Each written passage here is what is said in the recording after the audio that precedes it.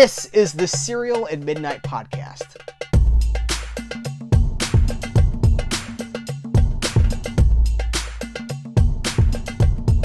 Hey guys, welcome to the Serial at Midnight podcast. My name is Heath Holland, and this episode I'm talking to Jesse Nelson, the co-founder of DiabolikDVD.com, of Cauldron Films, and a programmer for Exhumed Films, which you can catch at the Mahoning Drive-In, who I've talked to the guys from Mahoning right here.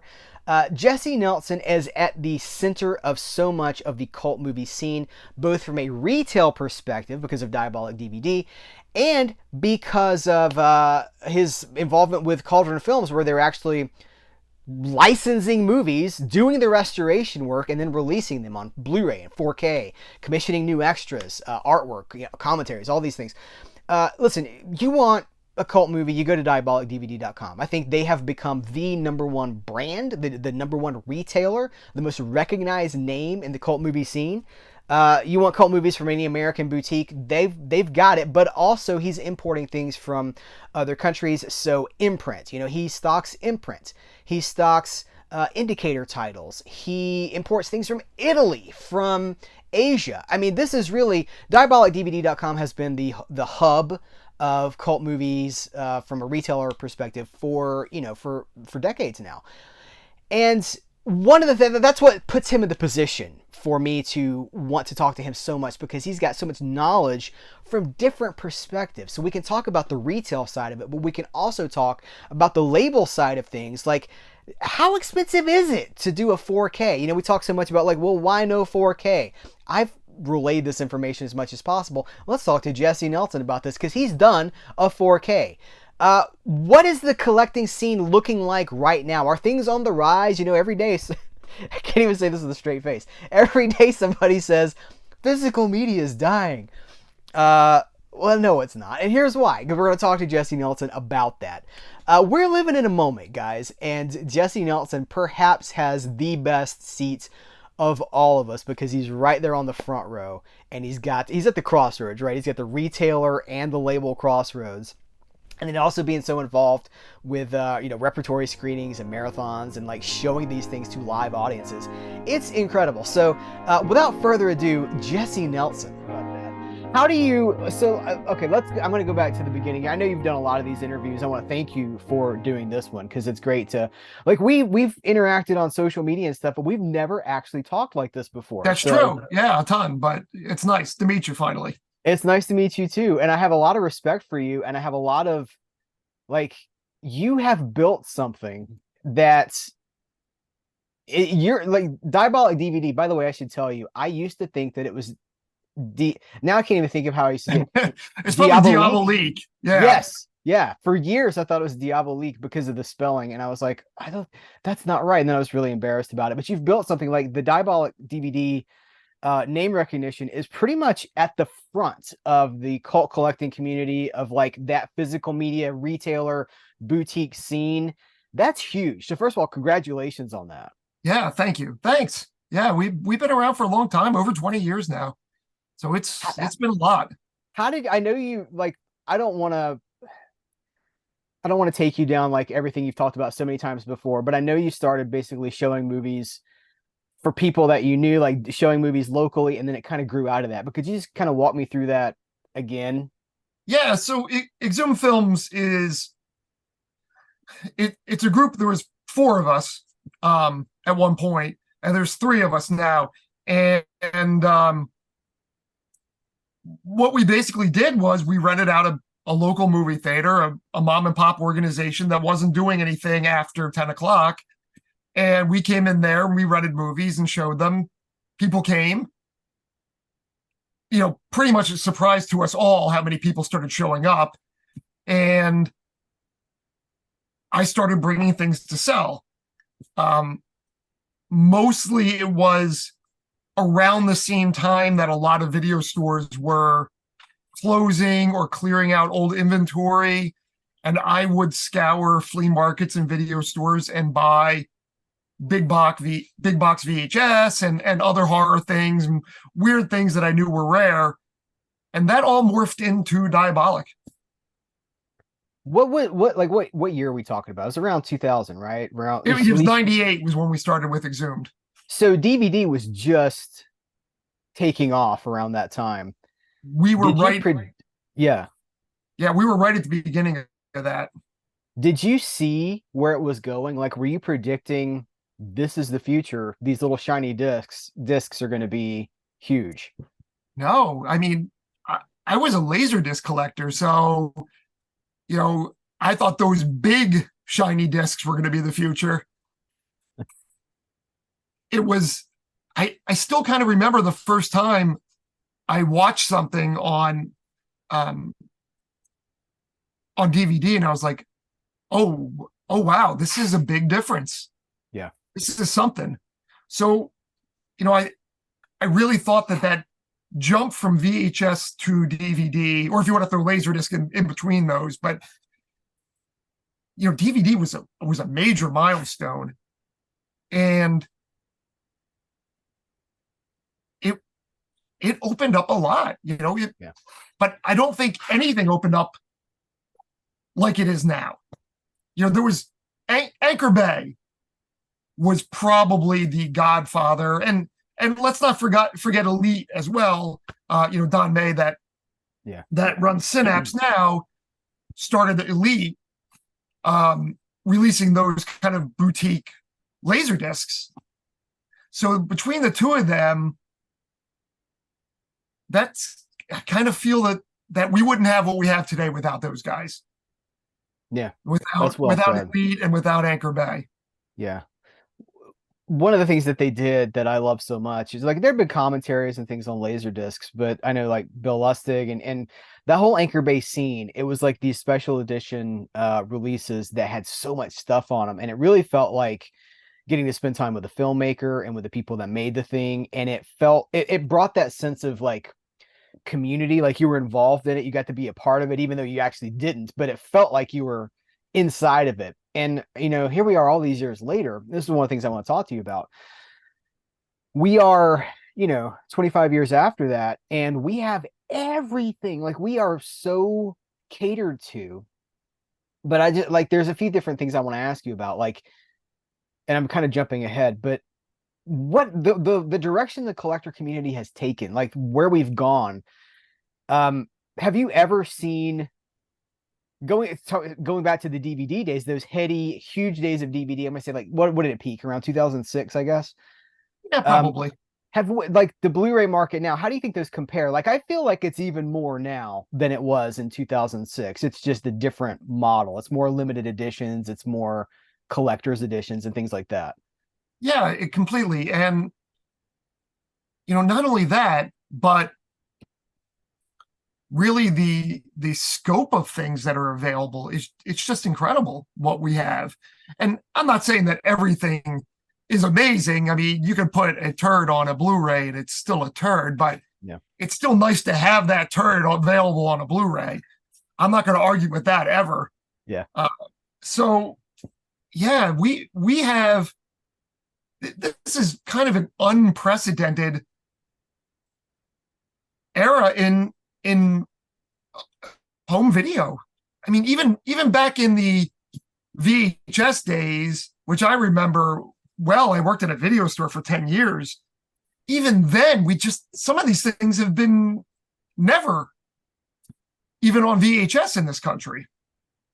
It's just incredible. Do you think it can last? I guess that's one of my questions. Like, you're at the retail, well, you're not just retail, because you started a label. You were like, let's get hands on with this stuff.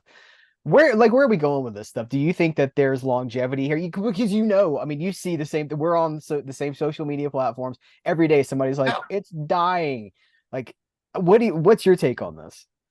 We've been doing this over 20 years, and I have heard that it's dying every year for 20 years. And, I didn't, for the longest time, I was afraid to put both feet into it. I was afraid that this was going to be the end every year. And it just keeps going and keeps getting bigger. Now, are we going to run out of movies at some point? I don't see how. And there's so much. There's so much that still isn't even out there.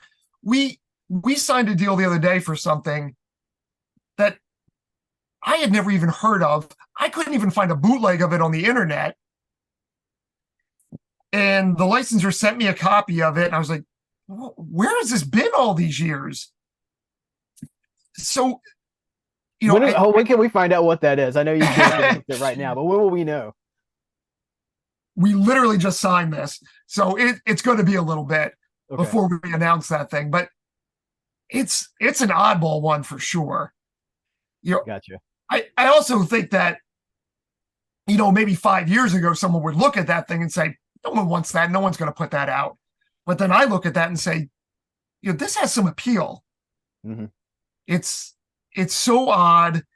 People are clamoring for things that they've never seen, and that has merit. There's things they've never seen, and there's a reason why no one's ever seen them. But then there's things that have just kind of fallen into obscurity. Mm-hmm. And then there's things here in America that I feel like we kind of missed out on, like what's happening right now with martial arts movies from all these labels, right? All these Asian films and even Asian horror, yeah. Oh, there's so much. I've never heard of a lot of this. Now that doesn't necessarily, because a lot of this stuff is regional. Like if your store carried it, my Blockbuster killed my mom and pop, and they didn't have a lot of the fringier stuff, like a lot of the cult stuff. They had martial arts movies. But there's so many things that are coming out like every month now. There's like 5 to 10, if not more than that. I've seen almost none of them, heard of even less of them. It's like, this window is open right now with Fortune Star and with all these companies. I'm like, what is this? And so it's this flood. I would say we're being fire hosed with it because that's what it feels like. But I'm not complaining because it's awesome. Like we're living in an era right now where it's just like, hey, you guys want this? Here you go. In fact, here's 10 more of that. You want more? Here's 20 more. It just keeps coming, Yeah. I can comment on two things about this. One is that DiabolikDVD started almost solely as importing things from Hong Kong and Japan. So a lot of these things are things that we carried back on DVD back in the day that no one had heard of then. Mm-hmm. And then they kind of fell back into obscurity. And now people are, discovering them again. So is it my imagination that a lot of this stuff never had domestic? I mean, I knew you were importing it, but so it didn't have domestic US distribution. No, there was only really on VHS. Okay. And, I'm lucky that I live 5 minutes from Philadelphia, that we have a Chinatown, and I would take the train over there and just buy $10 VCDs of all these things. Yeah. And watch them. And those things are mostly in the trash these days because almost all of those things have upgraded to some extent. There's still some things floating around that I'm wondering what's going on. But when Cauldron started, we announced our first title right before COVID locked everything down. And we had been discussing licensing a bunch of Hong Kong movies that just went to shit because they all closed down during COVID. I kept hearing, we're not working right now, or, that the negative to that is in a lab in Beijing and nobody is there because of COVID. So we just kind of started moving in another direction. And when we came out of that, everything was being snapped up. Everything was just like, oh, so sorry, that's gone now. Wow. So we kind of missed. There was a weird window there that we missed out on. But again, there's so much Hong Kong stuff. Although I'm sure there are things that are lost to time as well. I have to imagine there's negatives that are gone. With the Neon Eagle that we're doing with Jared from Mondo Macabro, we licensed Kill Butterfly Kill from IFD, and IFD notoriously had a big fire and lost a lot of their film elements at one point. So again, a lot of that stuff is just gone. Yeah. That's something I worry about with a lot of these regional horror movies. Although, like what's the one that just got Vinegar Syndrome just put it's the 10 killer. I can't remember the name of it. You know Oh what I'm yeah, talking about. Terror 10 10 killer. Killer. Yeah. Yeah. Like I can't believe that there's like HD source elements for that at this point. So I'm shocked.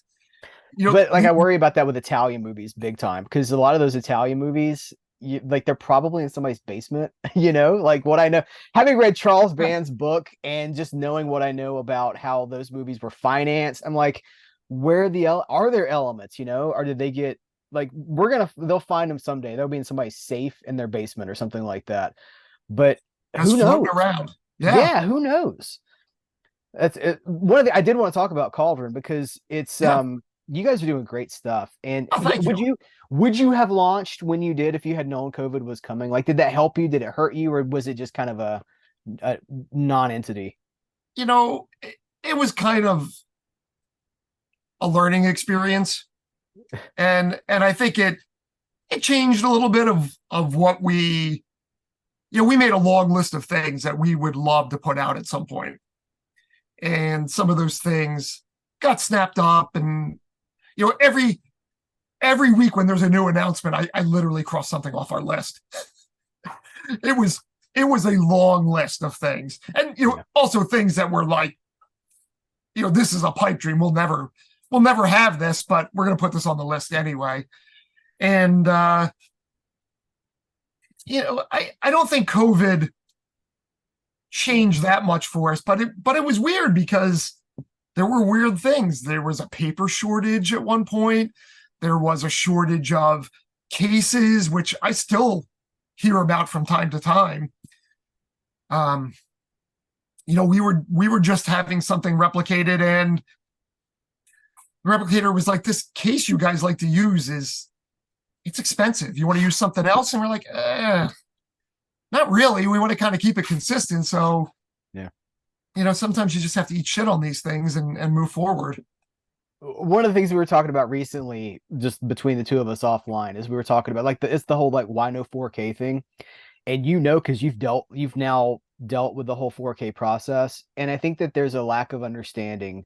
Well, I perceive this. You tell me what you think, but I think there's a lack of understanding from the fans about how much 4K costs, the risk involved with a 4K release, and those 2 points are enough. Like, could you just talk to me a little bit about expanding your catalog into the 4K area and what that? I mean, you don't have to give me numbers. I don't need you to get specific. Oh no, that's fine. Okay. When we bought City of the Living Dead, when that became available to us, we initially were going to pass on it because it had so many other releases. So we made a decision from day one that was going to have to be a UHD. There was no doubt. There was no other UHD in the world. The materials were available to make it, so we were going to do it. And that was also a big learning process. There's so many pieces and steps to putting together that UHD that we hadn't even considered. At the end of the day, I think the product came out amazing. I'm so pleased with it, and it's one of my all-time favorite movies. So I couldn't be happier with it, and I'm glad that we put the work into it. I mean, I would have bought that up if anybody else had done it too, obviously. Mm-hmm. But there's things like, all right, we have to do the HDR color grade. Now, do we want to spend the money on the Dolby Vision grade? Now we have to encode this disc. We have to do a different encode and a different color grade for the Blu-ray. Everything's a little different. Everything's not exactly the same when you're comparing those two things. And then there comes up to the replication of it, and are we going to include a Blu-ray with the UHD, or is it going to be just a UHD? and we have to make 5,000 UHDs. There's no other number. That's where it's going to start. Wow. Whereas you can make a pressed Blu-ray for 1,000. You can make 1,000 copies. Mm-hmm. Now you have to pay for what they call a glass master,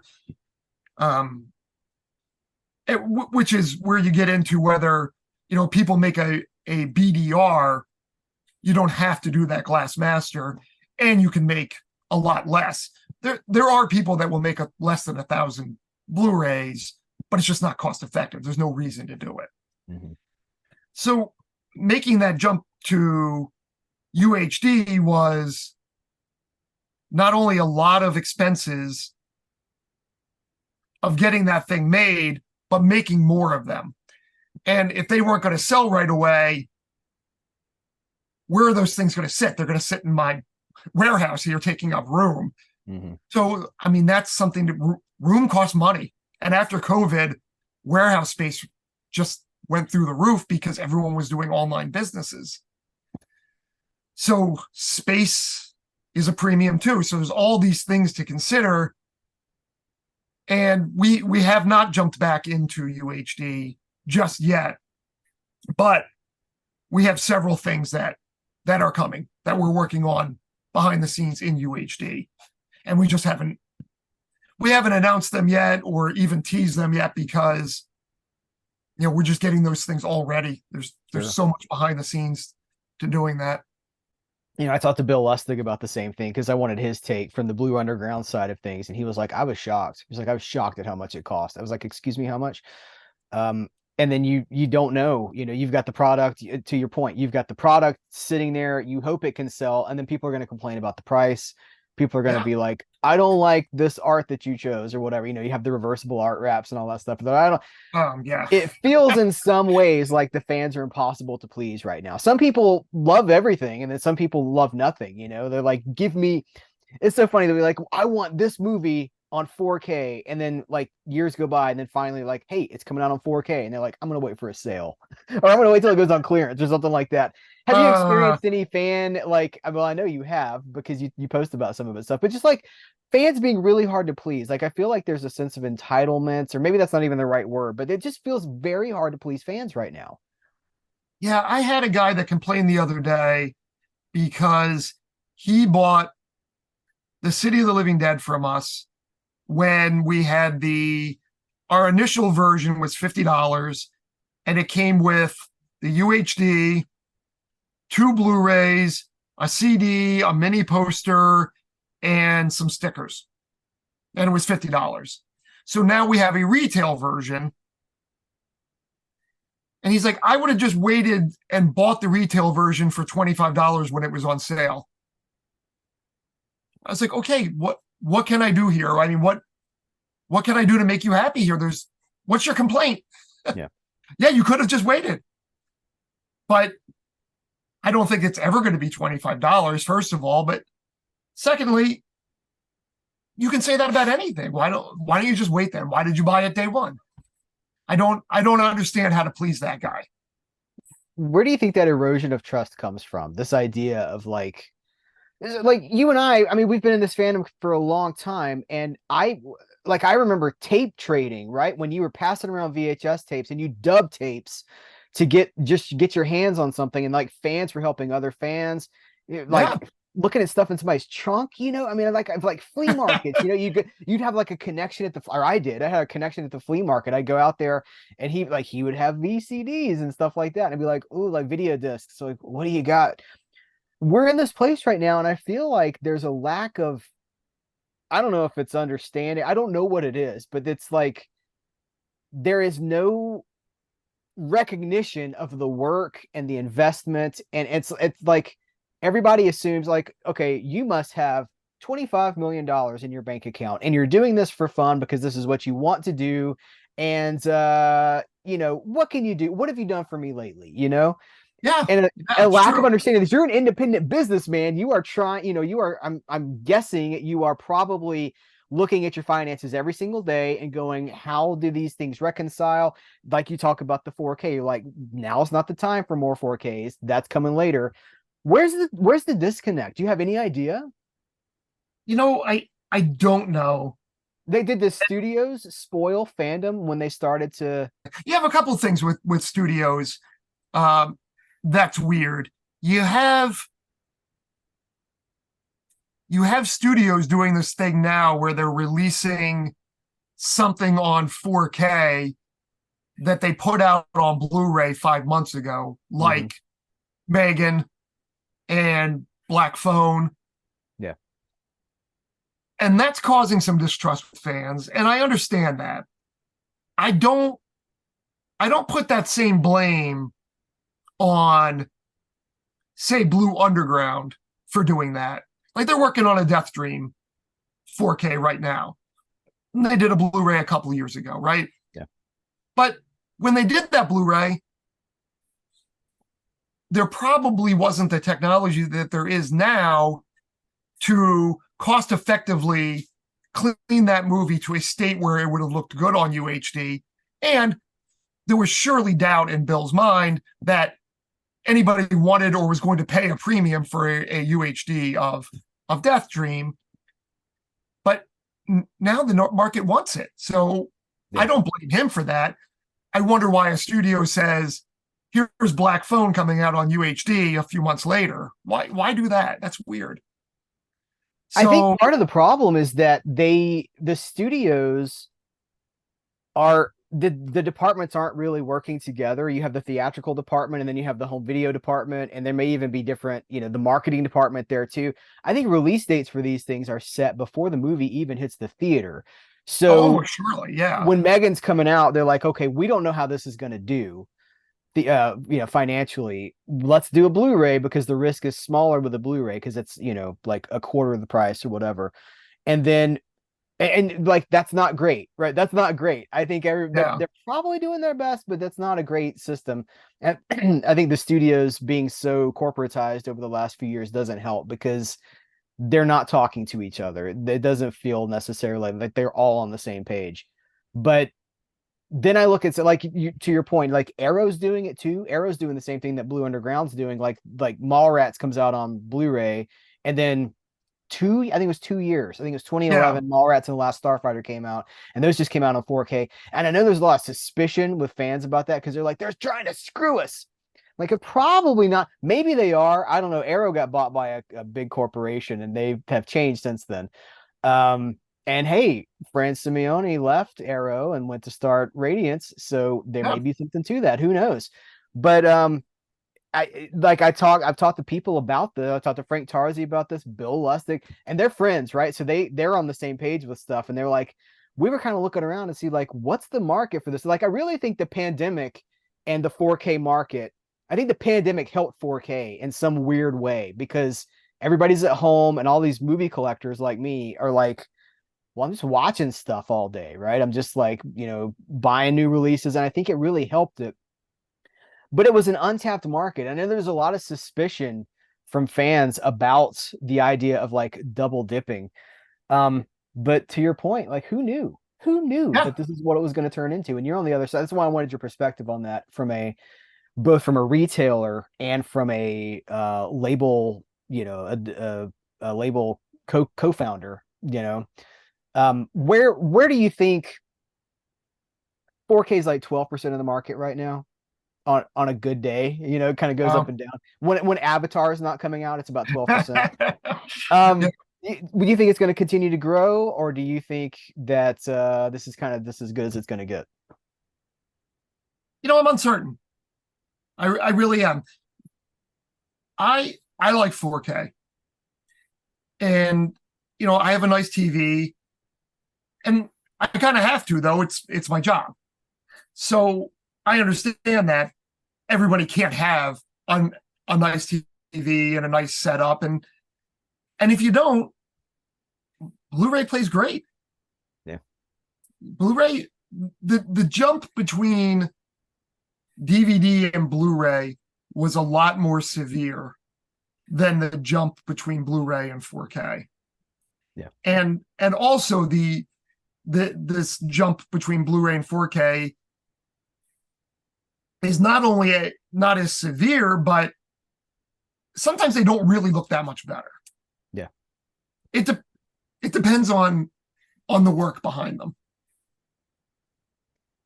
What do you I'd like to get your opinion on 4K from the label co-founder perspective, because there are people that have said to me 4K is a gimmick. It's not real. There is no difference between a 4K and a Blu-ray. Can you speak to that? Do you see a difference? There's definitely a difference. Yeah. But again, it's going to depend on your player and the setup. If you're and the disc, a nice disc that has had a really good HDR grade or Dolby Vision, it's going to look fantastic on your TV, and the sound is kind of unbeatable. They're bigger discs, so you can let the movie breathe a little bit more and doesn't have to be as compressed. There is a lot there. I don't think it's a gimmick, but I prefer, if I'm buying something for myself, I'm going to buy either it's going to be a Blu-ray or it's going to be a combo pack. So I'm going to want both. I very rarely buy something that's just a UHD and nothing else in the package, because also I have, my really good player is at home, and then I have different equipment in my office. So, depending on where I'm going to be watching something is also going to be depending on which format I'm going to watch. Yeah. So, I have a weird situation. It's a bad situation. It's a good situation for somebody to have, but it is a little odd. I have different setups depending on where I am. Do you have a big screening room there at the office? Do you have like a huge screen? I don't have. I have a TV here, but it's a good sized TV. I don't have a projector. Gotcha. Yeah, you should do that. Put in the theater seat. Yeah, it would if be those great, 4Ks right? would sell, you could put that in. You could build that in. Well, I sat up there the other day and I was looking for something to watch, and I ended up watching Drive with Ryan Gosling. And I've seen the movie a bunch of times. That second sight UHD it's stunning. It looks amazing. And does it look remarkably better than the Blu-ray? Yeah, I thought it did. That neon soaked LA in that movie, the color tones and the sound is just amazing on that disc. Yeah. So that's 100% I would buy that on UHD all day long. Yeah. I like your answer that it just depends on the disc, because like that's what it comes down to. There's great ones. There's some 4Ks that look worse than the Blu-ray. Oh yeah. I don't know. I don't think I should name them. That's probably not good for them. But like I like to play nice, so I don't usually name things out loud. But yeah. Well, so here's one of the things that I want to, and you can. I'm trying not to put you on the spot with some of this stuff, but that's all right. With everything that's going on with the boutique labels right now, I mean, you've seen a lot of things come and go. You've seen labels come and go. Is there a secret to success? There are some companies that when they, and again, we're being nice, so I'm not going to name any, but because we don't want to burn bridges, but when you see them operating, you're like, that's not going to last. That's not built for success. They're not customer forward. They're relying on gimmicks instead of delivering the goods. It's like, it's all hype and no substance. Is there a secret to success when you see these labels that you're like, they're doing it right? Like Cauldron is doing it right, by the way. I want to point that out. Like, I love what you guys are doing. But it's because you're a collector, and it's also like you have the retailer perspective, but you have the film knowledge, you have the encyclopedic film knowledge, but you also have what people want. So those discs are loaded, they've got great art, they've got great supplements, and you are super engaged on social media with people. Like when people ask a question, I see you answer. So is there a secret to being a great boutique label? I don't know the answer to that. We're a couple of years into it, and we certainly at Cauldron have some faults and things that we're working on ironing out, and maybe getting things to market a little quicker. But there's also the two of us. It's me and a partner, and we do our best. And I think our work is good. So if people want to complain that we run a little late on things or we're slow on announcing things, that's fine. I don't have 45 people here working, and that's not a dig at Vinegar Syndrome, because they have a huge operation over there now. Yeah. But I remember when it was a couple guys. So right now we're just a couple of guys doing what we're doing. So I don't know that I know that secret yet. Do you want 45 people? Do you want to be that big, or do you like where you're at? No, I don't ever want 45 people.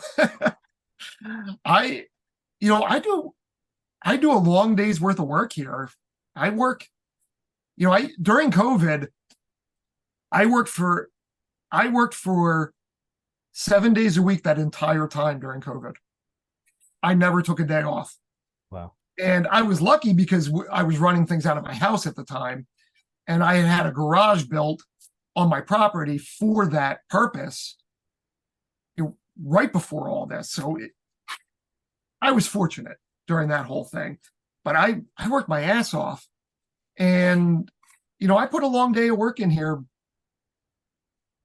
But we do have employees now, and I've put work on them, which is beautiful. I love it, because I was killing myself. But I genuinely like the job here. I like what I'm doing. I like the business. I like to think that that we're part of this big community with all these other labels doing our thing. So back to your secret of success. I don't know it all yet, but definitely one is having a face behind these things. If people know you, then they're more likely to shop with you. They're more likely to give you a little bit of lenience when things go wrong. Like, we just had UPS lost all of our posters for the current Cauldron releases. So not only did we have to wait to make sure that they couldn't find them, which they never did, we had to pay to have new ones made. We had to wait until those were done. We have to ship those to the replicator. It's a shit show, that whole thing. But, it's really out of our hands. I mean, what am I going to do about it? Right. So, these things happen. That's crazy. Let's throw some shade on UPS for a second, because that's a terrible story. I will tell you one of my own stories. So my wife, when I got married, when I got married to my wife, she had an heirloom. It was her grandmother's wedding ring that we were going to use for hers. And like, they sent it away to like reset the stone, and they used UPS, and UPS lost the wedding ring, and it never showed back up. So it was an heirloom wedding ring that got lost. And it was like, crazy stuff happens. What do? You can't get mad at anybody. It's just like, things happen. I hate that happened to you, though. That's really, it's awful. That sounds like a big setback. We had, the other day, we were waiting for our shipment of It Follows coming from the UK. It was a huge shipment of boxes. And the UPS guy comes, and he's like, "Hey, dude, sorry, I couldn't fit all those boxes on my truck because of my normal delivery. So another guy's going to bring them over a little later." I was like, okay. Now, my normal crew of people that deliver to us and pick up from us here are amazing. These guys go out of their way. I've had guys go back to the warehouse and bring stuff back to me that was missed. Amazing. So I'm sitting here. It's 10 after 5. Everybody else is left but me, but I'm always the last person to go. And it's like, wait a second, those packages never came. What the hell? So I track them, and it literally says at 5:05, business closed, delivered next business day. I'm sitting here. Yeah. So, and it's that time. So I ran out. There's no UPS truck out here. So I was like, well, shit, I guess they're coming tomorrow, which screwed my whole day because I had some extra help coming in, and it's still the end of summer and people have days off and people have kids and the first day of school. New Jersey starts really late. So I'm still sitting here working, and the doorbell rings at 6:00, and it's a UPS truck. So I go out there, and I was like, what is going on here, dude? He's like, I have all these boxes for you. So we had to unload all those boxes, which took a half hour. Wow. And I said, this was literally tagged business closed an hour ago. He said, dude, no one came. No one tried to deliver those things. That guy probably wanted to go home and just said that and went back to the warehouse. And this was a lot of stuff. So I was already sweating like this stuff better show up. And then, at 6:00, who's expecting a business to be here still? It's crazy. Yeah.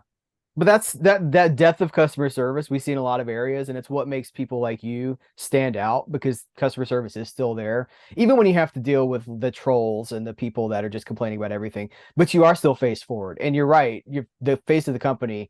Like, that's a connection that people draw, and it's good. It's good for you, and it's good for what you're doing. Yeah, thank you.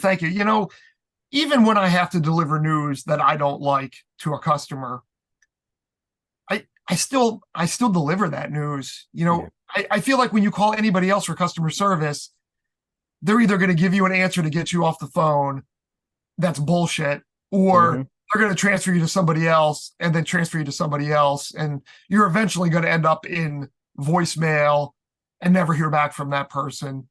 Like, I had something else going on with UPS right now, and I literally have a tally on my desk here of I've spoken to 13 people about the same issue and still have not gotten an answer.